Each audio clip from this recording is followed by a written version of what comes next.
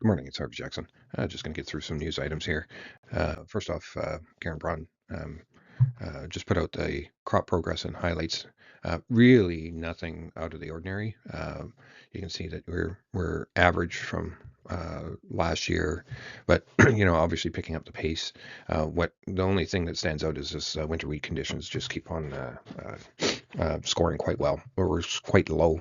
So drought could still impact us, but world wheat supply is not an issue at this moment. But we'll have to see how this all plays out.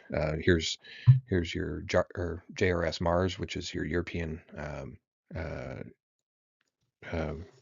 European like StatsCan. Crop conditions across Europe remain generally favorable, with winter crops developing well overall. Spring sowing campaigns are nearly complete. Late frost events may have affected rapeseed locally in parts of Central and Eastern Europe.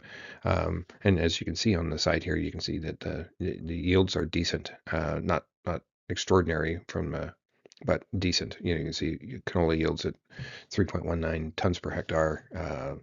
If you're looking at wheat, 5.8, and depending on which crop you're looking at, but pretty decent yields. Now, the question is how many acres of each, and the JRS obviously dragging their ass on getting the information out, but whatever. That's government, I guess. Winter wheat crop conditions. So this is just highlighting the same thing that Karen Braun pointed out. So 27%, it's ultra low. Funds pulled back from extreme wheat shorts deepen. So you can see managed money net positions, and they talk corn, soybeans, soybean oil, soybean meal, and wheat. So you're in a negative position on wheat, but most of these positions, other than meal, increased. Everything else decreased on the top three there. So corn, soybeans, and soy oil all decreased. Brazil may reroute farm export flows amid U.S.-China deals, so the 17 million of farm products doesn't really specify exactly what it is.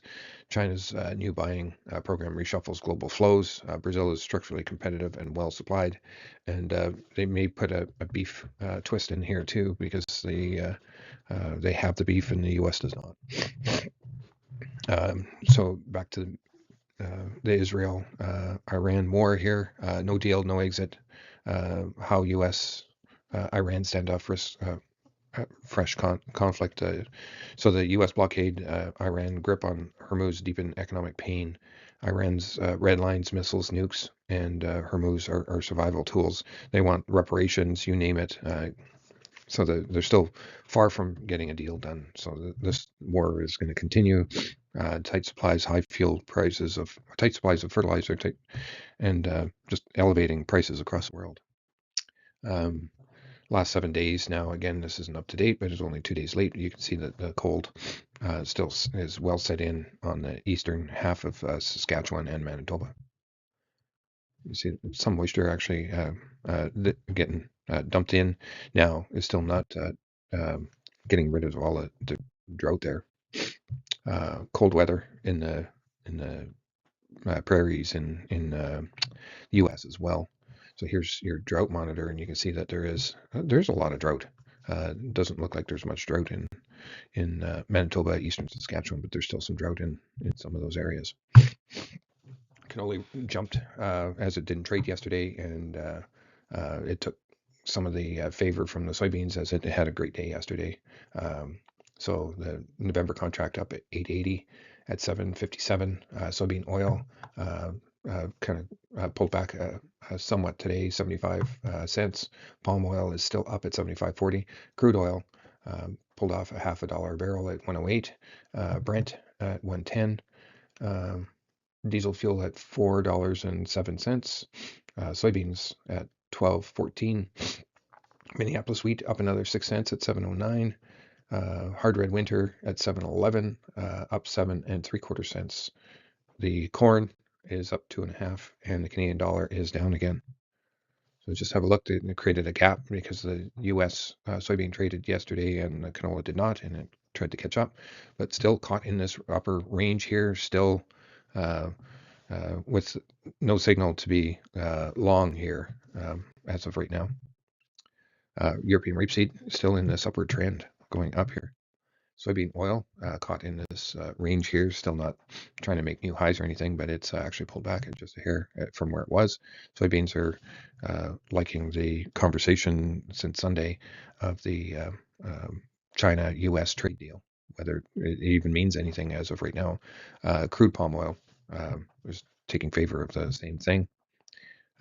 Crude your is basically starting to just track kind of sideways in this range, not making new highs or anything, but still keeping the pressure on the world. The Brent starting to get closer to those highs that they keep on bouncing off of here. Diesel fuel, if it gets any higher, and that breakout will be above we get above the 418, 420 mark. The market is obviously going to show some more signs of stress of inflation across the world with diesel fuel prices going higher. Gasoline, same idea. It's going to cause some more pressure. Here's your Canadian dollar. It's like the elevator down here. We'll have to see where it's going to stop here. Right at the 61.8 retracement as we speak here. Same thing with the U.S. dollar on the way up here, stalled, but still green here today. 30-year bonds. I showed this yesterday, but you can see that the number of times we've been close to this 5.15 or stay above that 5% 30-year bond. Not a good place actually, but you can see the wheat where we were and where we are. We're currently right in this area right here at 731, and still to make a higher high would have to beat that one over there. We've beat these highs, and now we're in that mid-range here at the moment. Kansas, we've got to that high and still pulled back from there, but it's still quite high. Here's your Kansas. Chicago never got anywhere close to that high, just like the Minneapolis. So you know which class is actually doing all the work. It's the Kansas class. French milling wheat, nowhere close. And just chopping away sideways here. As you know, we're a month away from probably some harvest starting with all the winter crops in the northern hemisphere here. Corn futures, nice trend going up here. Still consistent. Looks like it's going to try to break out at some point here. Oat futures,